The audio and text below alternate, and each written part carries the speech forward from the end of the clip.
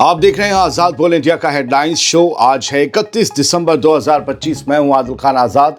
दुनिया की सबसे बड़े अखबारों और पोर्टल से चुनी गई कुछ बड़ी खबरों को आपके सामने रखेंगे जिन्होंने आज सुर्खियां बटोरी। इस शो में आज आप देखेंगे हिजबुल्लाह के हथियार सरेंडर करने की आज है डेडलाइन। साउथ लेबनान पर सुबह ही हो गए इसराइल के हमले।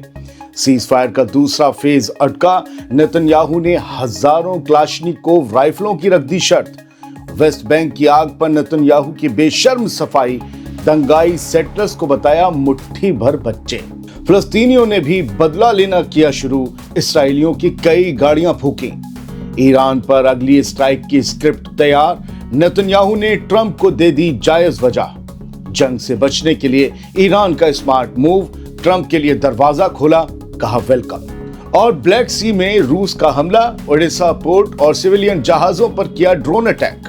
तो ये थी कुछ हेडलाइंस। शुरुआत करते हैं शो की। साल 2025 का आखिरी हेडलाइंस शो। साउथ लेबनान के जिन इलाकों में हिजबुल्लाह के हथियार सरेंडर करने की डेडलाइन आज खत्म हो रही है, उसी दिन सुबह की शुरुआत इसराइल ने हमलों से कर दी। मतलब साफ है कि सरेंडर की तारीख और बमबारी दोनों साथ साथ चल रहे हैं। याद रखिएगा, पूरे लेबनान में हिजबुल्लाह के हथियार सरेंडर करने की तारीख नहीं है, साउथ लेबनान के कुछ इलाकों में। लोकल मीडिया रिपोर्ट्स के मुताबिक इसराइली फौज ने सुबह के वक्त लेबनान के हौला कस्बे में एक इमारत को बम से निशाना बनाया, जबकि एता अल शाब इलाके में एक ड्रोन हमला किया गया।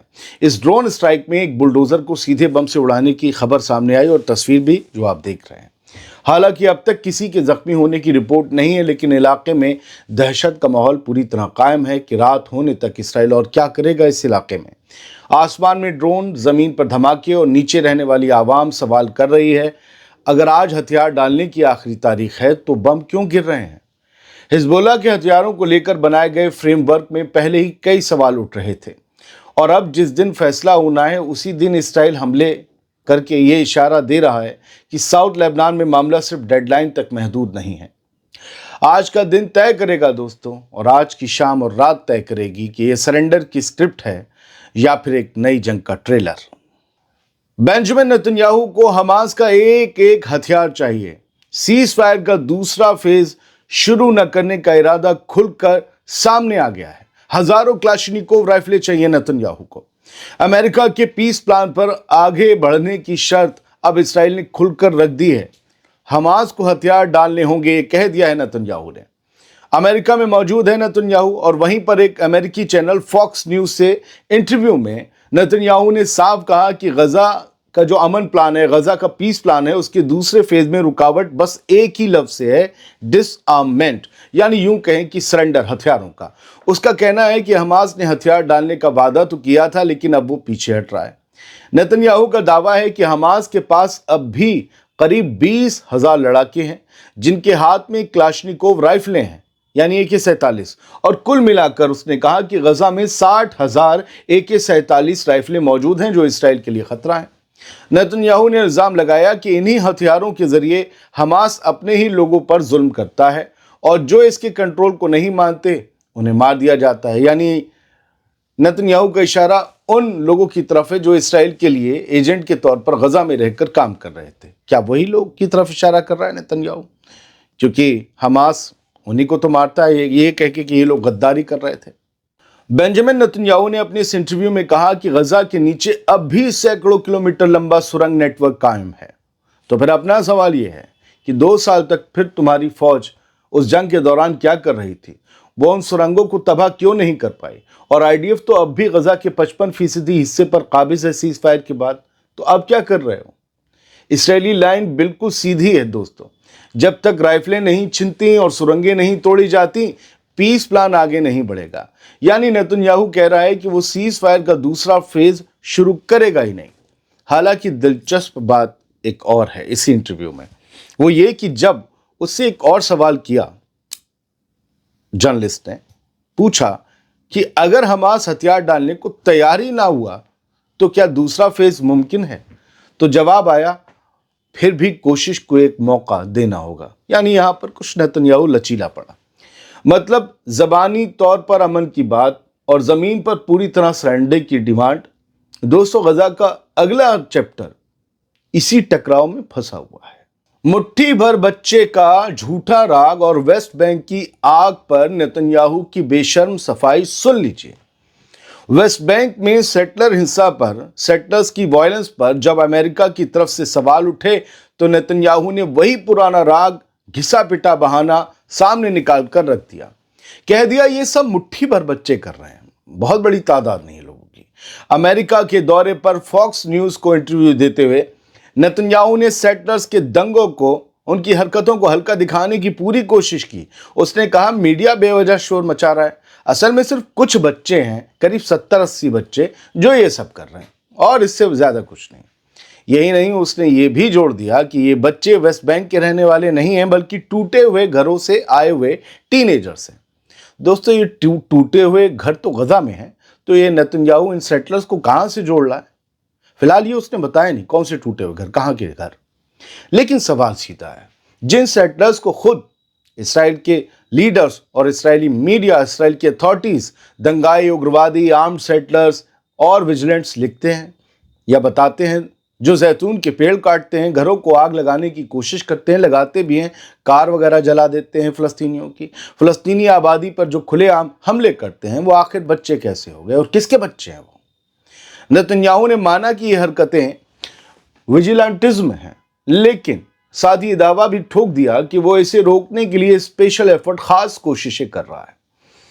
जमीनी हकीकत यह है दोस्तों कि वेस्ट बैंक में वायलेंस, हिंसा बढ़ रही है, फलस्तीनी जमीन पर कब्जे तेज हो रहे हैं और सेटलर्स को खुली हुई छूट मिली है क्योंकि इनके पीछे खड़े हुए हैं नेतन्याहू के 2 मिनिस्टर, स्मोट्रिच और इतमार बेन-ग्विर, और इनको हथियारों के लाइसेंस बांटे जाते हैं। उन्हें नेतन्याहू बच्चे बता रहा है, यानी खुली छूट दे रहा है कि वो फलस्तीनियों को गोली भी मारते हैं, पीटते भी हैं, उनके खेतों में आग लगाते हैं, उनके जैतून के पेड़ काटते हैं, उनकी भेड़ों को मार देते हैं, उनकी गाड़ियों को आग लगा देते हैं, उनकी दीवारों पर नफरत भरे नारे लिखते हैं, और ये सब बच्चे हैं। और यही सब फलस्तीनी कर दें तो आतंकवादी हैं। तेरा दोहरा चश्मा। अब एक और खबर, क्या फलस्तीनियों ने बदला लेना शुरू कर दिया है? क्योंकि अब इसराइलियों की भी कई गाड़ियों को फूंक दिया गया है। नेगेव के लहावीम इलाके में गाड़ियों को जलाने के इंसिडेंट पर इसराइली पुलिस का कहना है कि यह हमला वेस्ट बैंक के अल तराबीन गांव में चल रहे पुलिस मिलिट्री ऑपरेशन का बदला लगता है। पुलिस के मुताबिक ऑपरेशन के बाद गुस्सा भड़का और वही गुस्सा आग बनकर सड़कों पर उतर आया। सवाल यह नहीं है कि गाड़ियां क्यों जलाई गईं, सवाल यह है कि लगातार रेड, छापों और दबाव के बाद क्या अब जवाब आना शुरू हो गया है? नेगेव सुलग रहा है और हालात इशारा कर रहे हैं कि यह कहानी यहीं खत्म नहीं होने वाली। जिस तराबीन गांव का जिक्र कर रहे हैं इसराइल के पुलिस वाले के, वहां पर जो एक्शन हुआ उसके बाद यह लगता है कि बदला लिया गया। ये वही गांव है जिसकी 2-3 दिन पहले हमने आपको स्टोरी दिखाई थी, जहां इतमार बेन-ग्विर को पत्थरबाजी करके खदेड़ा गया था, भगाया गया था, और वो भारी सिक्योरिटी के साए में फिर पहुंचकर फिलिस्तीनियों को हड़का रहा था और फिर फिलिस्तीनी उससे भिड़ गए थे। वेस्ट बैंक, याद रखिएगा, आग के मुहाने पर खड़ा है आतिश के। अब आती है सबसे अहम खबर, ईरान पर हमले का पुख्ता बैकग्राउंड तैयार किया जा रहा है। डोनाल्ड ट्रंप ने 2 दिन पहले खुलकर कहा था कि अगर ईरान ने दोबारा मिसाइलें बनानी शुरू की तो उस पर फिर हमला हो सकता है, और अब उसी अमेरिका में बैठकर नेतन्याहू कह रहा है कि ईरान बहुत तेजी से अपनी बैलिस्टिक मिसाइलें और न्यूक्लियर कैपेबिलिटी को दोबारा खड़ा करने में लगा है। मतलब तस्वीर साफ है, बयान अलग अलग नहीं है, एक ही स्क्रिप्ट पर बोले जा रहे हैं। ट्रंप धमकी देते हैं, नेतन्याहू खतरे का अलार्म बजाता है, और दुनिया को यह मैसेज दिया जा रहा है कि जून की जंग के बाद भी ईरान को चैन से बैठने नहीं दिया जाएगा। यानी ट्रंप को एक जायज वजह दी जा रही है नेतन्याहू की तरफ से कि हाँ, आप हमला कीजिए या हमारा साथ दीजिए, क्योंकि वो मिसाइलें बना रहा है जो आप मना कर रहे हैं। फोर्डो फैसिलिटी के तबाह होने का दावा, दूसरी साइड्स की बातें, मिसाइल फैक्ट्री रिकवर करने का शोर, ये सब मिलकर इशारा कर रहे हैं कि ईरान पर अगली स्ट्राइक का माहौल बनाया जा रहा है। सवाल सिर्फ ये नहीं है कि ईरान क्या कर रहा है, सवाल ये है कि अमेरिका और इसराइल क्या करने का प्लान तैयार कर चुके हैं। बढ़ते आगे, अमेरिका और इसराइल की धमकियों के बीच ईरान ने भी 2 टूक जवाब दे दिया है। रहबरे इनकलाब आयतुल्लाह खामेनी के सीनियर एडवाइजर अली अकबर वलायती ने साफ कहा है कि ईरान अपनी पीसफुल न्यूक्लियर इंडस्ट्री को, अपनी अमन पसंद न्यूक्लियर इंडस्ट्री को हर हाल में आगे बढ़ाता रहेगा। कहाँ ईरान को धमकियां दी जा रही कि अपना न्यूक्लियर प्रोग्राम रोको, कहाँ ईरान कह रहा है कि हम आगे बढ़ेंगे, और सैयद खामनेई के करीब ही ये बयान दे रहे हैं, यानी वही दे रहे हैं। विलायती ने ट्रंप को सीधे मैसेज देते हुए कहा कि अमेरिका का प्रेसिडेंट अच्छी तरह जानता है कि ईरान कोई कमजोर मुल्क नहीं, बल्कि हजारों साल की तहजीब, एक समझदार और बहादुर क़यादत और मजबूत आवाम के साथ खड़ा एक आज़ाद और ताकतवर मुल्क है। उन्होंने जोर देकर कहा कि ईरान बिना किसी विदेशी मदद के अपनी जायज़ डिफेंस ताकत और न्यूक्लियर प्रोग्राम को अमन के रास्ते पर आगे बढ़ाएगा और रीजन में अमन व अमान का सपोर्ट करता रहेगा। मतलब साफ है कि ईरान न धमकी से रुकेगा, न दबाव के आगे झुकेगा। ये बयान जब दिया गया तो इसके बाद एक और बयान आया कुछ घंटे बाद ईरान की तरफ से। उसमें अमेरिका को वेलकम किया गया है। आइए बात करते हैं, खबर सुनिए। अगली खबर यह है कि अमेरिका के लिए ईरान ने दरवाजा खोल दिया है। ईरान अब ट्रंप को वेलकम कहने और बात करने को तैयार हो गया है।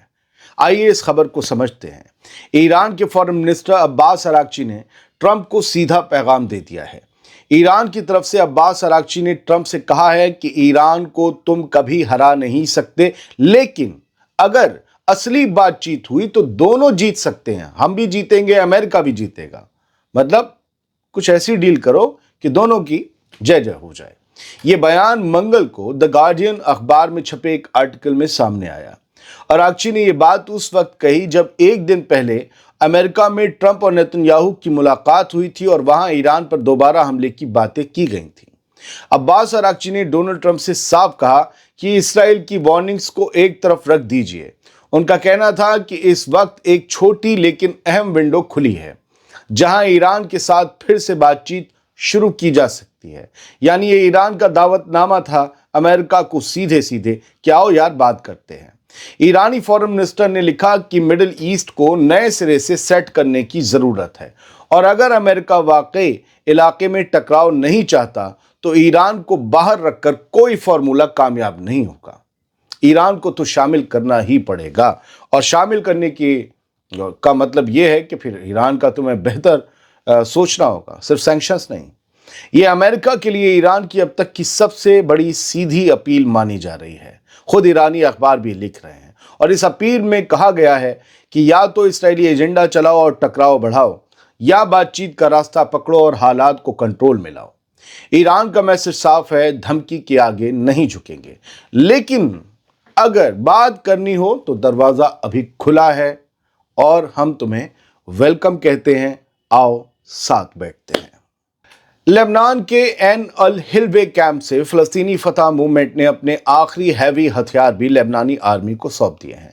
यह कदम लेबनान की उस कोशिश का बड़ा हिस्सा माना जा रहा है जिसमें फ़लस्तीनी रिफ्यूजीज़ के कैंपों के अंदर मौजूद हथियारों पर लेबनानी हुकूमत का कंट्रोल दोबारा कायम किया जा रहा है। मतलब साफ है कि कैंपों में गन पावर कम और स्टेट की पकड़ ज़्यादा करने का प्लान मजबूती से आगे बढ़ रहा है। लेबनान में एक बड़ी तादाद में फ़लस्तीनी पनाह गुज़ीन यानी कि रेफ्यूजीज़ रहते हैं दोस्तों। यहाँ भी उनके कैंप्स हैं उन फ़लस्तीनी रेफ्यूजीज़ के, खुद उनकी ज़मीन पर भी हैं, लेबनान में भी हैं, और लेबनान वाले कैंप्स में भी हमास और फतह मूवमेंट की अलग अलग विंग्स हैं। उनके पास हथियार हैं, वो हथियारों के साथ ऑपरेट करती हैं। इन्हीं हथियार को लेबनानी हुकूमत जमा कर रही है। यहीं से शुरुआत हुई थी ताकि हिजबुल्लाह को सिग्नल दिया जा सके कि तुम्हारे हथियार भी बचेंगे नहीं, तुम्हें जमा करने होंगे। बढ़ते हैं आगे। यूक्रेन में रूस ने ओडेसा रीजन के बंदरगाहों पर ड्रोन हमलों की लहर चला दी। यूक्रेनी नेवी के मुताबिक ब्लैक सी के पोर्ट में गेहूं लोड करने जा रहे 2 सिविलियन जहाज़ों को रूस के ड्रोन्स ने निशाना बनाया। दोनों पनामा की मिल्कियत वाले जहाज़ बताए जा रहे हैं, यानी पनामा का झंडा उन पर लगा था। यानी जंग अब सिर्फ मोर्चे तक महदूद नहीं है बल्कि अनाज और ट्रेड की लाइफलाइन पर भी सीधा वार हो रहा है। बहुत बहुत शुक्रिया। सलामत रहिए, खुश रहिए।